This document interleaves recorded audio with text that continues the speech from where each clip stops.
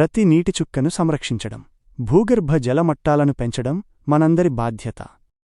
రాష్ట్రంలో జలవనరుల పునరుజ్జీవనం కోసం 100 రోజుల ప్రత్యేక కార్యాచరణకు ప్రభుత్వం శ్రీకారం చుట్టింది. దీనిలో భాగంగా నూజివీడు పట్టణంలోని పెద్ద చెరువు వద్ద నీటి భద్రత, సాగునీటి సంఘాల బాధ్యత కార్యక్రమం ఘనంగా ప్రారంభమైంది. రాష్ట్ర గృహనిర్మాణ, సమాచార పౌర సంబంధాల శాఖ మంత్రి కొలుసు పార్థసారథి ముఖ్య అతిథిగా పాల్గొని ప్రత్యేక పూజలు నిర్వహించి ఈ కార్యక్రమాన్ని లాంఛనంగా ప్రారంభించారు.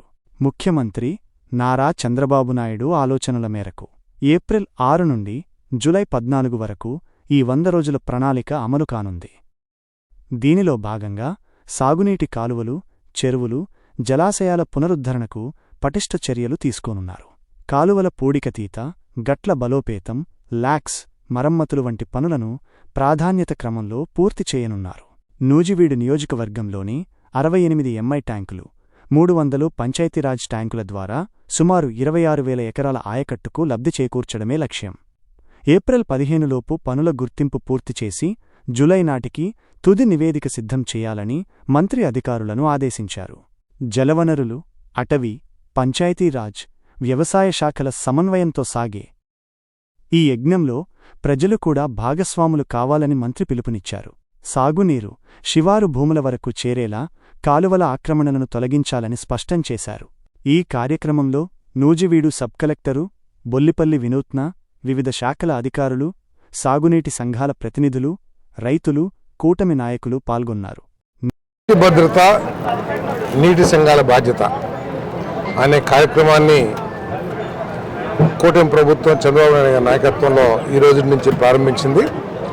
దీంట్లో ఏంటంటే 5 రోజులు ఈ ఎన్ఆర్జీఎస్ వర్క్స్ని, ఈ గ్రౌండ్ వాటర్ లెవెల్ని పెంచడానికి చేయాల్సిన పనులు, అదేవిధంగా చెరువుల్ని ఆక్రమణ తొలగించటం, పూడికలు తీసివేయటం, దాన్ని కట్టుదిట్టమైన కట్టలు వేయటం, సో వీటిని లక్ష్యంగా చేసుకుని ఎన్ఆర్జీఎస్ వర్క్ని 5 రోజులు ఐడెంటిఫై చేస్తారు.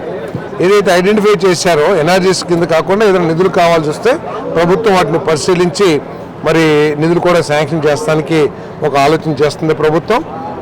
ఏదైతే గుర్తించారో పనులు ఈ 5 రోజుల్లో అన్ని గ్రామాల్లో అన్ని నీటి సంఘాల అధ్యక్షులు ఆ పనుల్ని 80 రోజుల్లో పూర్తి చేసే విధంగా ఒక కార్యాచరణని రూపొందిస్తున్నాం.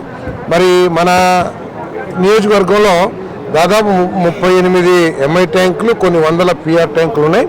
వాటన్నిటినీ కనుక మనం రిపేర్ చేసుకుంటే, ఏదైతే ఎంక్రోచ్మెంట్స్ తొలగించేసి చేసుకుంటే మనకే కొన్ని దాదాపు 4,700 MSCFT మిలియన్ CFT మరి స్టోరేజ్ కెపాసిటీ వస్తుంది. కాబట్టి మరి రైతులు కూడా సహకరించాలి.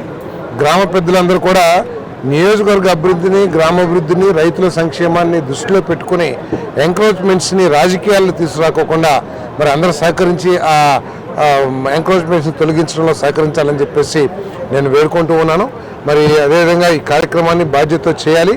మరి మనకు తెలిసిన విధంగానే పారదర్శకంగా ప్రభుత్వం చాలా స్పష్టంగా చెప్పింది, ముందు ఎంక్రోచ్మెంట్స్ తీయండి, పూడికి తీయాలి, పూడికి తీసి గట్లు, అవసరమైన గట్లని పటిష్టపరిచి మరి మిగిలిన మట్టిని గ్రామ అవసరాల కోసం వాడుకోవచ్చు అని చెప్పేసి జీవో కూడా ఇచ్చింది.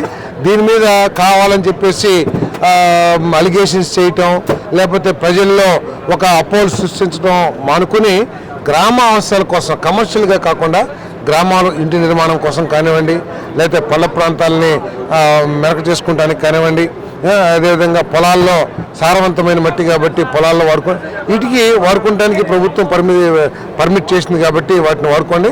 గ్రామ పెద్దలు, కూటమి నాయకులు దీని మీద జాగ్రత్త వహించాల్సిన అవసరం ఉంది. కొంతమంది దీన్ని కమర్షియల్గానో లేకపోతే స్వార్థపూరితమైన అవసరాల కోసం తీసుకెళ్తే మాత్రం దాన్ని ఆపండి. అధికారులు కూడా బాధ్యత తీసుకుని ఎవరు అటువంటి చర్యలు కొడగట్టినా వారి మీద చర్యలు తీసుకోమని చెప్పేసి కూడా కోరుతా ఉన్నాం.